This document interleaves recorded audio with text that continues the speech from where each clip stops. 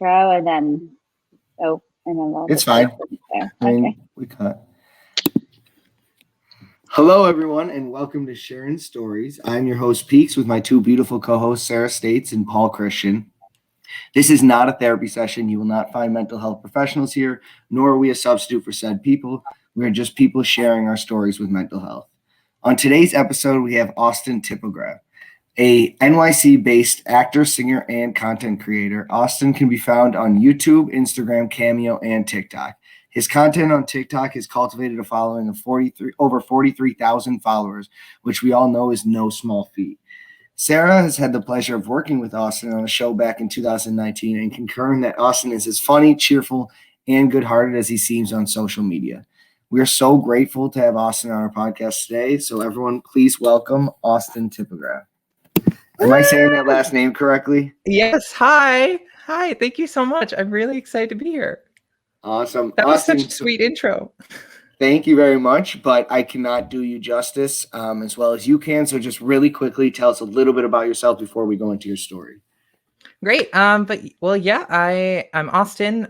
You pretty much said it all, actually. I'm born and raised New York. Well, not born and raised, but raised New York City. An actor / content creator, which is still a weird thing for me to say. And I'm also a software engineer now. I'm taking a software engineering course. Literally just finished class 10 minutes ago. So, but yeah, that's. Well done. Is that software engineering thing new? Very new. I started in December. How do you like it so far? I'm actually really loving it, and I'm really excited because I've wanted so long to have a sense of something stable to do that I can also do while I pursue the things I love to do. And I've tried like a million different career options and like nothing was working. I got my real estate license literally the day before everything shut down in New York City. I officially got my license and I couldn't use it. Like literally last week, they were like, yeah, we can't keep your license anymore for now because it's been 6 months since you've been active. And I was like, I get it. Fair. Yeah. Jesus, that's terrible. Yeah.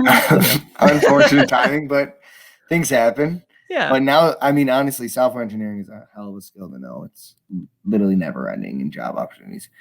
But that's not what we're here for today. We are here to hear all about you, Austin. So I'm going to give you the floor for as long as you need, and then we'll be shooting questions your way after that. But take it away. Great. Well, like I said, I am Austin Tipograph. I am from New York City. I grew up here, but I was actually born in Waco, Texas. And then I went to college for musical theater in Connecticut. And so I actually had a really hard time thinking about what to say for this, honestly, because I think part of me was afraid to like face a lot of this stuff and like talk about it. But I'm usually pretty much like an open book. I really like to see myself as like a really strong person who has been through a lot. But I don't ever lie about anything. I don't ever hide anything. But something I guess I do deal with a lot is I'm like always afraid of being really annoying to people. And like what I'm going to say is going to sound totally rambly because I kind of wrote all this down and it was very like train of thought. So, so I have the fear of people thinking I'm like self-centered or conceited all the time. And like, it sounds kind of silly, but even in a moment where I'm being asked to talk about myself, I am trying to find ways to fit.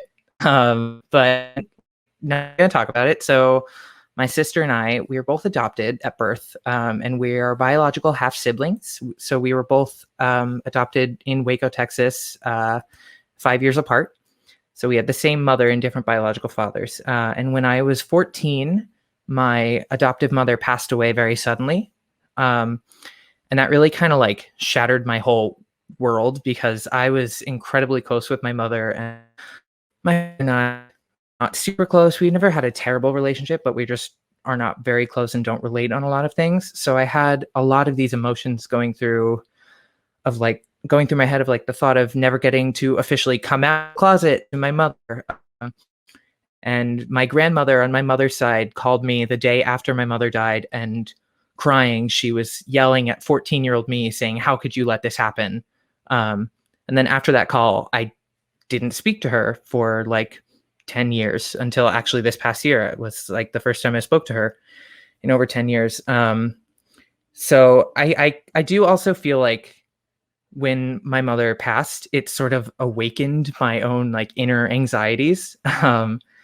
I went into therapy, and I've been seeing the same therapist now for like 10 years, 10, almost 11 years.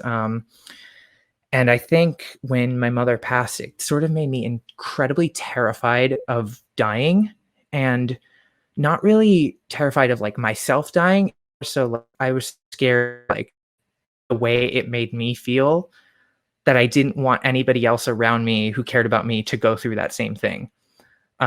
And it like it like would make me feel guilty about it for some reason. And so that sort of manifested itself as like an obsession with my own health in a way, but like in a way where I became a hypochondriac. Like I was completely obsessed if I felt like some random pain somewhere in my body or something, even if it was just be like a slight headache.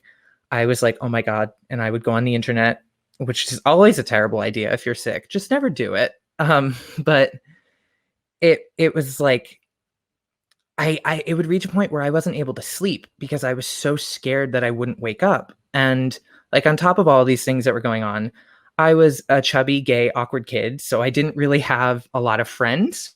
And I always felt sort of isolated. And actually, Sarah, I don't even know if you picked up on this, because that's like how ingrained it could be in my own brain.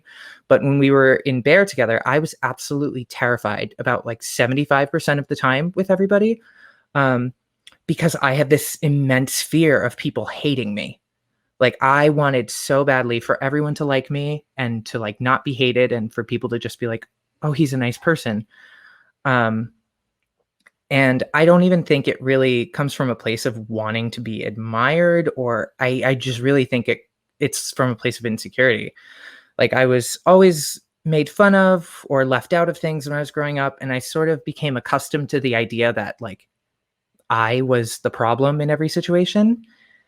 And that's something I still constantly have to fight. Like I constantly have to remind myself, Austin, you are not a bad person. You are not an annoying person. You are not a nuisance. Like all of these things. Because there are times when I'll truly like sort of devalue myself.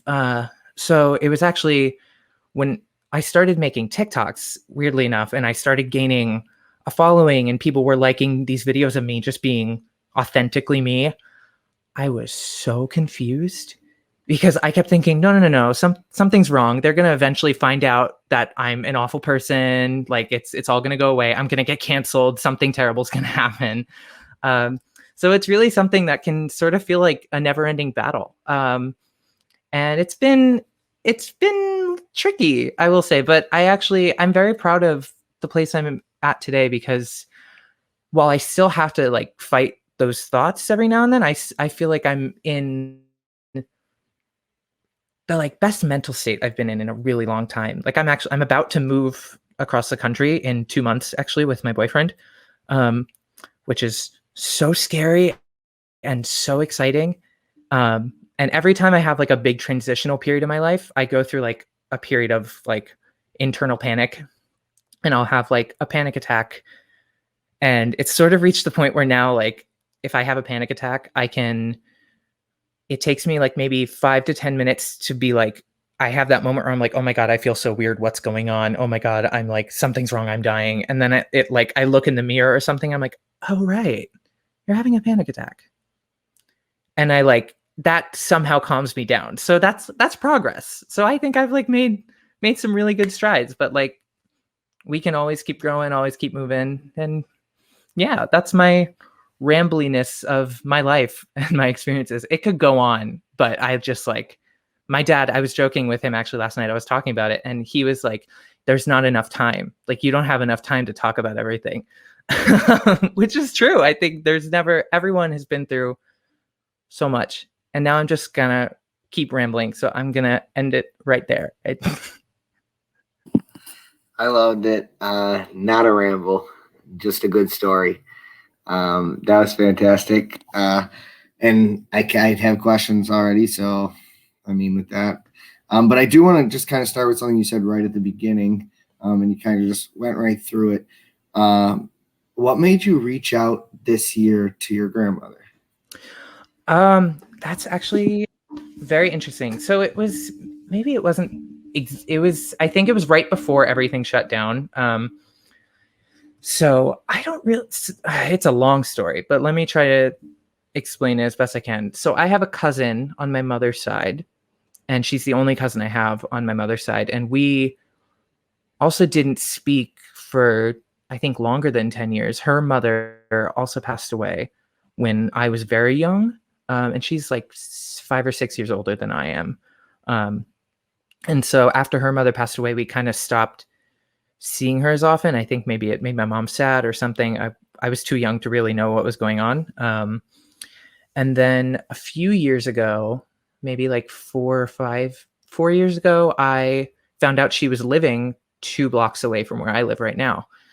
And I just reached out to her and I was like, I would love to reconnect with you if you're down. And so we got dinner. We had a great time. Then after that dinner, we didn't speak or see each other again for another year. And then after that, I reached out again and said, hey, I would love to see you again. I'm back in the city. When are you free? And then we just started getting dinner together and spending more time together. And then I was just curious because she, my grandmother, she's still part of my family, even though we had that really, not going to sugarcoat it. It's really awful what happened. Like, I don't think there's an excuse, to be honest. I used to excuse and be like, no, she's been through a lot. Like, she lost both of her children. But I still think there's not really an excuse to cut off a 14-year-old like that. But so I don't know. I felt like she's my family. I want to have a relationship with her in some capacity. And so I reached out. To be honest, nothing really came from it other than we had like a pleasant phone call. And then we had another one a couple months ago. And that's pretty much it. But it was nice to sort of get a little bit of closure. It was unfortunate because in that time frame, about a year and a half ago, maybe like 6 months before I called her, her husband, my grandfather, passed away. So that was sort of a weird thing that I never really got to get closure on that. But it's nice that I still have that sort of connection now. Yeah, it's interesting. Like we have different adoption stories just because, well, I never had any connection to my biological parents. Even if I like wanted to, I don't think it's like a possibility, but there is like that desire within me, even though I know it's like probably not possible to like connect, like find that connection and like, like it's almost like a thing, but like, I don't know, it's just like, it's family in a way. And you just sort of want to know more and to like have that sort of like connection regardless of like what kind of relationship it might end up being. I've definitely felt that more like as I get older. Like it's definitely, not something I used to care about and something I care about now. Yeah, I mean, I totally agree with that. So obviously, like you said, our adoption stories are very different. So even my own sister and I have very different adoption stories. Like my sister did find out who our biological mother was, and she tried to sort of forge a relationship with her, and that was I want. To me, like, she's not my mother. Like, I have no negative feelings towards her, but she's not my mother. I also found out I was curious though, so I totally understand that. I mean, I found out my biological father passed away. And then when that happened, I was like, oh God, what happened? He was young. Oh God, it's something wrong. I'm going to get sick. Oh God. And I asked her, I just reached out and was like, what happened? And she said that he had committed suicide, which was like a big, oh, great. Good to know.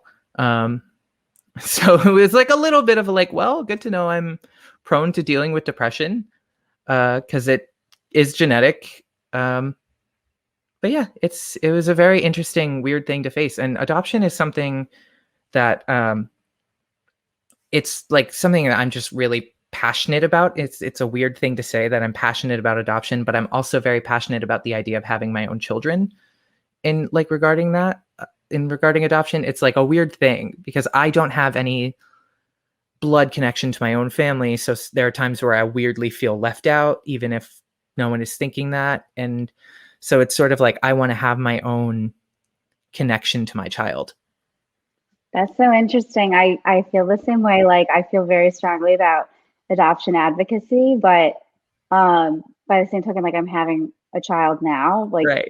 inside of me. I can hear like what it's like. I'm just having a child. Like you get what I'm saying?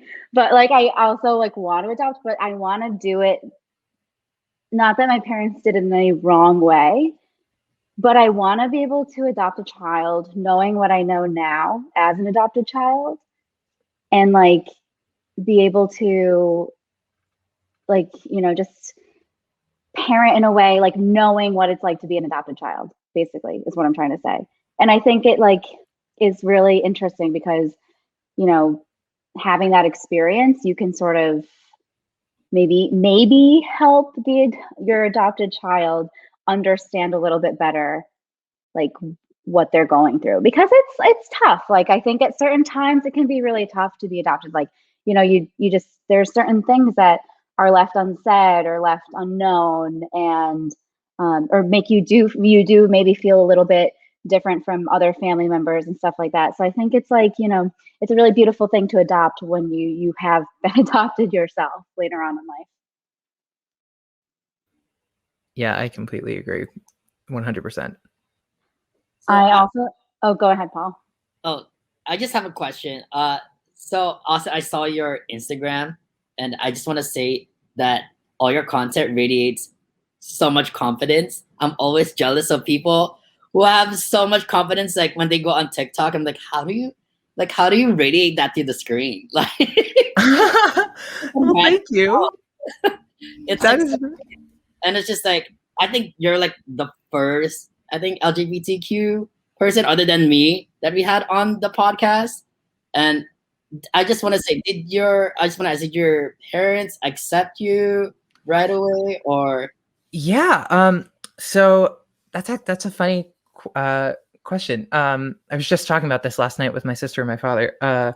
My mother apparently knew for years that I was gay, and she told my sister. She would like have conversations with my sister about it and be like, "Yo, you know he's gay, right?" And they'd be like, "Yeah, okay, that's fine." And I never knew this until like 7, 8 years after my mom died. But my mom like took my sister to her room and was like, "One day he's gonna come out of the closet, and you have to be okay with that." And then one day, this is like one of my favorite stories to tell. I was sitting in our living room. I was like really sick, and my mom was folding laundry, and I was really sad because I was talking about how people at school were being so mean to me and they were bullying me, and I was crying, and they like made fun of me because they kept saying I was gay. And my mom point blank was just like, "Well, are you gay?" And I just went, "Well, I think I might be bi." Oh. And she without missing a beat just went, "Okay," and kept folding her laundry and moved on. And meanwhile, like all of that, then my dad, no clue, literally not a single clue, never knew. So he actually found out because I came out stupidly at like 14, 15 years old. I came out on Facebook and I blocked my father on Facebook. So I was like, he's never going to know. And I was friends with my friend's parents who like reached out to my dad and they were like, "Oh, I'm so proud of Austin for coming out of the closet." And my dad walked in, he walked back into the apartment one day. I was lying on the couch and he walked in and just in his like aggressive, like Long Island accent, hunched over and just went, "I know your secret." and that was it. That was it. He was just like, "Why didn't you tell me?" And I was like, "I don't know." And then and that was it. It was fine. But he had no clue. I've asked him multiple times. He was like, I had no idea. I don't care. But I'm very fortunate that I had that experience. That's an amazing story. That's fantastic. Good question. Way to get that one out of him. That was huge, Austin. Thank you. So, Austin, you said, I kind of want to ask one for you and Sarah right now.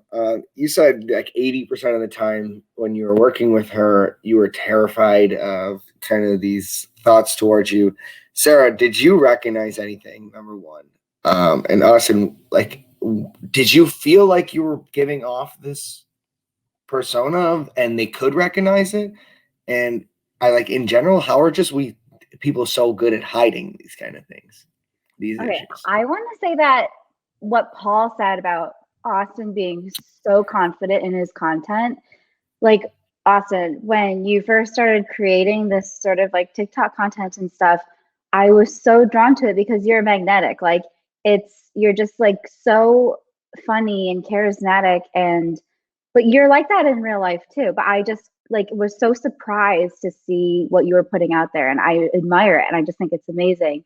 Like that's your authentic self, which I think it is. Like you have such a beautiful self. But and going back to what you said, like I never like no, I guess maybe what I was confusing.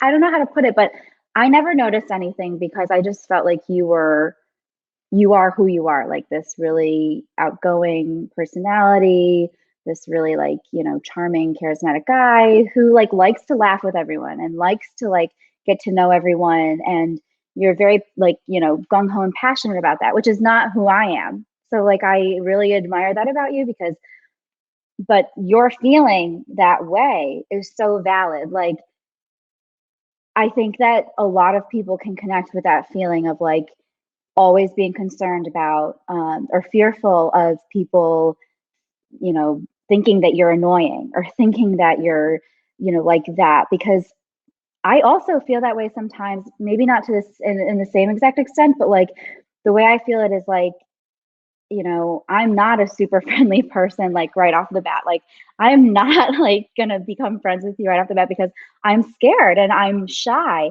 And it comes off in this really terrible way. And I always have that feeling in my head, like, oh, they probably think I'm a bitch right now. They probably think I'm like, that I'm better than them. And that's just not the case. But, it's just like it gets in this mind game. But I never noticed anything like that about you, Austin. And it really made me sad to hear you say that because I would never want anyone to feel that way around me. And that really got me. I have to say, that really, really, really got me. Oh, well, I do want you to know it had absolutely nothing to do with the way anyone around me was acting or treating me. And I think I've also reached a point where I recognize it's a completely internal thing.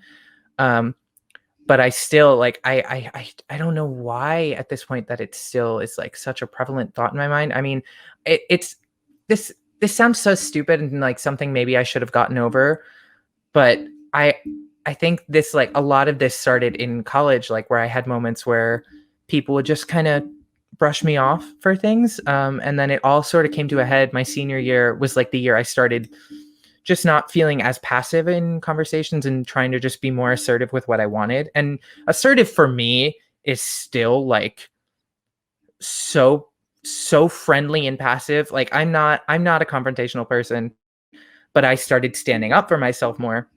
And we were all having a group conversation over our Facebook group or whatever about something we wanted to do for our showcase. And someone point blank, I like said how it was frustrating to get your words out sometimes in class because people have so many like commanding personalities and like they don't listen to other people talk. And then someone point blank responded to me saying, Austin, frankly, I don't think your opinion is valid. And like 4 people liked the comment immediately. And I just remember like shutting down and like breaking down crying. And I was in rehearsal for something at the time, like a professional performance that was like supposed to be a really exciting time for me. And I was just like miserable because I was like, all these people hate me. They think I'm a terrible person. They don't even think my opinion is valid. So I will say that formed a lot of it, I think, especially that moment. Cause I still like, it's terrible to say, but I'll still see like pictures of these people on my Instagram or Facebook or something, and I'll immediately feel like it inside of me, like a little, like, I don't know how to put it to words, but it's just like it's like a slight anger, but also like fear. Like I like get so uncomfortable, and yet I still try to be nice. I try to like their like comment on it, being like, "Oh my god, this is so great," and I don't know why I do that. Like I think it's still like me just trying so hard to like make sure they like me, but I don't really need to care. It's so silly, but I do also want you to know that, like, and I'm sure, like, you're probably not thinking this, but I just want to clarify that when I feel this way and feel terrified that people aren't going to like me, it doesn't make me put on like a fake personality. I don't think it makes me like act any weird way. Like, I don't think I'm necessarily trying. Well, I maybe I am trying to hide it, but I don't think I'm trying to cover it up. Like, I don't think I'm trying to like overdo any other behaviors to sort of make myself more likable. I think I just try to like put that thought and just be like, no, we're not listening to you right now. Um, that has been the really difficult part. That's been something that I think, especially on TikTok, that's been something that I've gotten so confident in. And I mean, a lot of the time, I will be totally honest. If TikTok at first were just people I knew that followed me, I probably wouldn't have posted anything. The fact that it was to complete strangers is why I was like, yeah, I don't care. And that's what people liked. I guess I was being really authentic. I wasn't afraid of being silly or stupid or like I took my shirt off in some TikToks just to be like, I'm proud of my body. That was something I literally did for 10 years. No one had seen me without a shirt on except for like my boyfriend. And that even took me like a couple months maybe, because I was so like shy. And then I was like, to these strangers on the internet, I'm like, yeah, people deserve to see someone being proud of their body. And even if I'm faking it right now, maybe faking it for a little while and will like make me not fake it. It will be real. And that is kind of what happened. And I hate that old cliche of fake it till you make it, but it was kind of true. Fuck yeah. Sounds like TikTok is been pretty helpful right there. Yeah. Austin, I recognize from what my story was at the beginning, I recognize so many similarities in the sense that like I too just was constantly thinking about what people were thinking around me, and I just kind of distanced myself from them because I figured if they couldn't think about me, then they weren't thinking anything bad, right? And I think just over time, I kind of realized that a couple of things. Like, number one, if people don't want to hang out with you and don't like you, they probably won't. I say no to plans constantly, and those are oftentimes the people I like.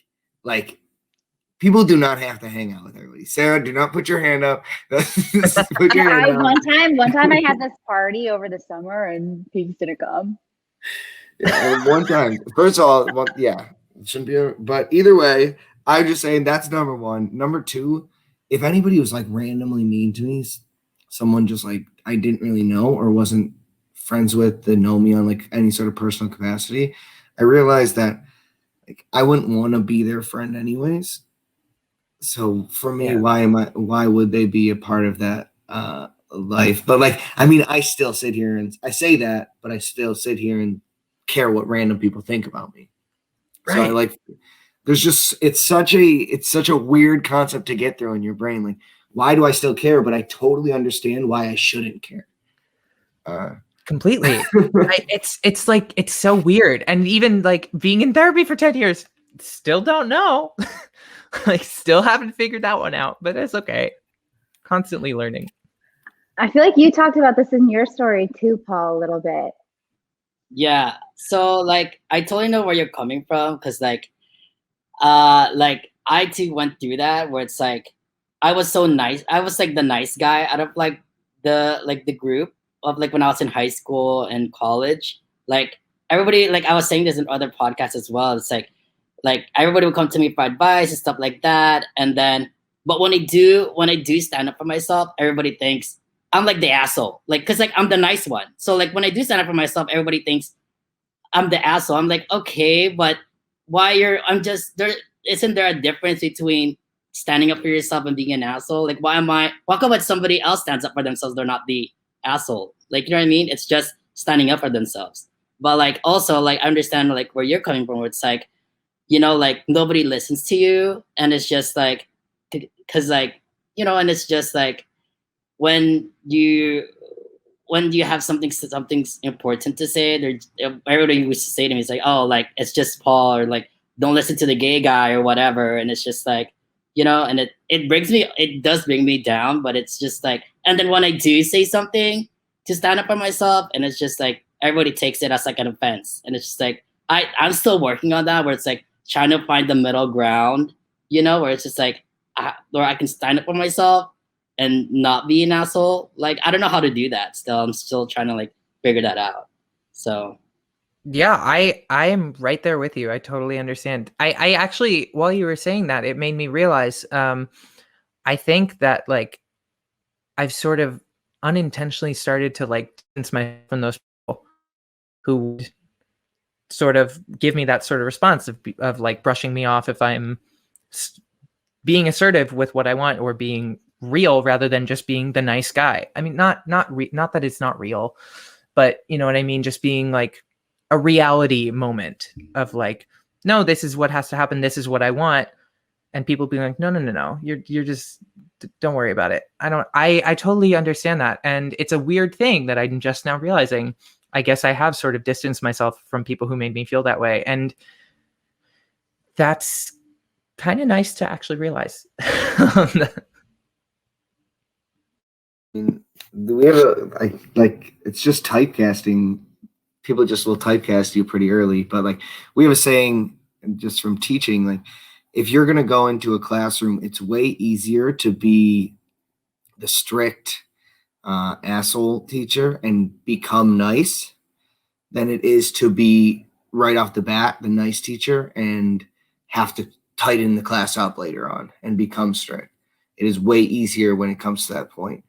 And I'm not saying to just go be an asshole to people at the start when you meet them. It is an 100% not transferable skill. It is 100% not transferable. I mean, not skill, but transferable to the situation. But I think people oftentimes still do it themselves in their head, even though they're not realizing it. Like, oh, I'm realizing, hey, this person always has been funny. He's always laughing. Every time I'm with them, I'm laughing, doing whatever it is. Now they're angry at me, yelling at me. And it's kind of hard to find a balance between those two. I think everybody kind of struggles to find that balance of being, if you are a good person. I mean, some people don't struggle because they're assholes. But if you have any sort of genuine good in your body, like it is a difficult balance to fight. So it's always interesting to kind of see how people go about fighting that battle. That was just a side note, but I'm trying to. Oh, sorry. Go ahead. No, you go, because I was going to go into a new question. So am I. So you go. All right. So I'm just a little curious about like feeling left out for you seems like a common theme. New York City, like that must have changed you. I mean, you're going from Waco, Texas to one of the places that is it in terms of like just things to do. I feel like you're constantly I will just moving. clarify before you continue. I was just born in Waco, Texas. I like completely grew up here in Manhattan, actually. Oh, okay. Yeah. I thought you went to Connecticut from Waco, Texas. Yeah. My sister and I were both born there and then transplanted here literally like the day after we were born. All right. Never mind that. Sorry, you're up. Well, first of all, New York City is like a culture shock to people coming in, so I would understand. But I was curious about your experience with therapy, because you said that you've been with your therapist for like 10 to 11 years, which I don't know if that's the norm for like most, like, I don't know like what the statistic is, but I know like for me, it also had to do with moving a couple times, but like I jumped from therapist to therapist. Like there were times when I'd be happy with one and then just felt like it was like, a mutually beneficial time to move on or something like that. And I would, move on. And it takes time to find another therapist that you really like bond with, but I think it's like worth the time. So I'm just curious, like your experience with therapy and staying with the same therapist for such a extended period of time, like how you feel that may have like helped your growth or healing or whatever you're trying to work out, or how you feel about that now. Yeah. So I have absolutely loved being with my therapist as long as I have. It's been a very interesting thing because she has become one of the very prominent features in my life, right? Like 10 years is a long time to keep seeing somebody. And so it's interesting that you bring that up, because since I'm moving to California, she unfortunately is not going to be able to continue practicing with me, because you're not able. I'm pretty sure you're not legally allowed to do that if your patient is residing in another state, unless it's temporary. Like she was allowed to for college because it wasn't permanent residence. But so that's going to be that's going to be like a very weird culture shock type feeling for me, because she's so familiar, and I actually went through like multiple therapists before her. My mother tried putting me in therapy. I recently discovered that I was a problem child. I didn't know that I was a problem child until I like literally about 2 months ago found my like first grade and second grade report cards, where it was talking about how I was not good at interacting with the other students. I was like very isolated, or I would like get angry very suddenly about things. I never got physical, but I would just like get angry or start crying or something. So I was they attempted to put me in therapy multiple times, and I would sit in the therapist's office and not talk. I would just sit there in silence because I was like, I don't know you. I don't want to talk to you. I don't want to be in therapy. I'm not crazy. I don't have problems. Nothing's wrong with me. And then I met my current therapist after my mom passed away. And actually, our first couple of sessions were like that, where I sat there and I didn't talk to her. And she didn't give up on me. She was like, I'm going to sit here too. I'm going to just chill with you and I'll keep talking, and you can react if you want and you don't have to react. But it actually took me like 3 years to come out of the closet to her, which was interesting because she became such an important figure in my life, which maybe is not the healthiest thing, if I'm totally honest, if I look back at it. But I think I am very good at separating it. Like I acknowledge she's my therapist. That's strictly what that relationship is. There's no like other sort of relationship. We're not like friends. She's a doctor. She's like, this is her job. Which I'm very thankful that I was able to separate that, because I think that can be a very tricky thing to navigate for both the patient and the therapist. But I've sort of gotten off track, but the main point is I think part of me was just, I didn't want to go through that whole process of finding another therapist. And I feel like I have grown immensely with her, and I've like seen the growth in myself, and I've learned to understand human emotion. I've learned to understand. I like to think that I'm a very empathetic person. And I feel like I have really great intuition when it comes to how other people are feeling and how other people are reacting to things. But I also overthink those things too at times, which is why I think I also get those moments where I'm like, oh my God, they hate me because I said this one thing which leads to that, and blah, blah, blah, blah, blah. But I do think I've really learned a lot about myself and about how to handle different situations I'm confronted with through working with her for so long. That's awesome. I feel like finding a good therapist is not easy. Having one for 10 years is even more difficult. Being open with your therapist is also not easy. Like there were times where I like literally could not say everything. Like I just couldn't like be comfortable enough to be like, lay it all out there. I'd be like too embarrassed or like nervous that she was gonna like judge me, I've which is been like there. the worst feeling. But like, But it's then just you know those are insane. the things you have to say. And that's the thing, because like that's how you know you're really going to get to something when you actually talk about those things that you don't want to talk about. I've had those too before, where I have like a therapy session, and then right at the end when we're about to run out of time, I bring up the thing that's actually been bothering me, and it's like a subconscious thing. I'm not planning on it, but like once I get on a roll, then I start talking, and then I get to the like nitty gritty of like what's actually causing me frustration or what's actually being a problem that I need to address, and then we have like 5 minutes left, and I'm like, I did it again. Just letting you know, Austin, I was also a problem child. I was first and second grade and elementary. I was the problem child. Second grade, I stabbed a girl with a scissor, and I got suspended. I got expelled. Dude. I was the most problem child. My parents didn't believe in therapy at that time because it was like the 90s. What was therapy back then? So they're just like, on. so That went from 0 to 100 real quick. Oh my Yeah, god. Paul, Austin was like, I was isolated. I stabbed the girl.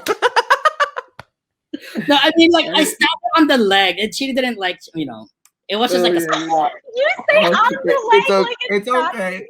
It wasn't a lethal stab. It wasn't a lethal stab, She guys. didn't bleed too much. It's okay. She's alive.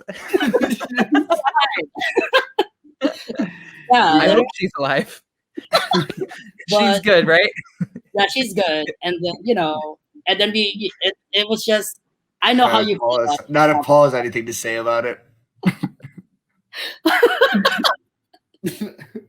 But I mean, I feel like overall, look, like I want to know a little bit more about this progression. Sorry, I got to jump back on track, even though it's great. Thank you, Paul, for jumping us out and giving us that. So it sounds like you can clearly see progression through all your sessions. So like, is there any tangible things? So like, how often were you having panic attacks 10 to 5 years ago versus today? And kind of, was she a big part of making them easier, or was that kind of just through time? Because you said you still have them from time to time. Yeah. So actually, interestingly enough, the panic attacks didn't start until my senior year of high school. I remember the first time I had a panic attack, I was like, what is going on? And it was like, I don't know if you've all experienced it, but like the first panic attack is really, if you remember it, is like so terrifying, because on top of it being a panic attack, you have no idea what's going on. And you feel like something is wrong in my body. I don't know what's happening. Oh God, this is it. This is the end. I don't know what's going to happen here. And that actually, so it happened like 4 or 5 years after I started seeing her. And I did become very, I don't want to use the word dependent, but it's a similar feeling, I guess, on her, just for like about a 3-week span. I was like so scared about this feeling. I just wanted it to go away. I was like, please, like, stop this weird anxiety. And on top of that, it was like, something I tend to do when I'm in a very stressed situation, or it actually usually happens when I'm about to go through a big transitional period. It has not happened yet, and I don't think it's going to happen now, but knock on wood, for my move. But I will dissociate. Like, I'll just completely dissociate, and I'll still be like aware, but it'll feel like I'm living life watching a movie. Like, it'll feel like I'm watching someone live my life, and it's a very weird and very uncomfortable feeling. And that has it, like, it's like a span of time. It's not like periods throughout the day. It's usually like weeks or months of that feeling, and it's not fun. And I haven't experienced it in a while, and I think that's actually something that I've worked on a lot, is that doesn't really happen anymore. At least it hasn't happened in like a couple of years. So I'd say that's progress. That's definitely something that I've worked on with her. We had like tricks. We had like a million different tricks. We had like a rubber band she gave me, and she was like, just if you feel yourself dissociating, just like snap it against your wrist as like a grounding mechanism, and like all these other things, and meditation, which I don't really do anymore, but it helped a lot when I was dissociating. It sort of helped me ground myself and like acknowledge that the things happening around me are real. You're here. Everything is happening. As with just about every part of today and every part of your story, I could sit here and dive 1,000 times deeper into it. And damn, I wish we could have with this little last bit of information. But we do have to cut it off at this point, Austin. So before we go, I want to tell everybody that's listening anything that they can follow you on, any plugs that you might have. Yeah, you can follow me on TikTok at Austin Tip, all one word, and on Instagram at Austin Tip 29. And you can find me on YouTube at Austin Tipograph. And yeah, I think the spelling will be there, right, on the title. Yeah, they'll have it. They'll be able to get Cool. it. Yeah. They'll be able to see it. They'll be all over our Instagram and social media as well. Austin, thank you so much. That was absolutely amazing. I loved hearing your story, and not one point was I annoyed. So don't even think about it. Overall, it was just fantastic to have you come on. And as always, thank you for listening, people at home. Let's continue to turn that mental health into mental wealth. Goodbye, everyone. Bye.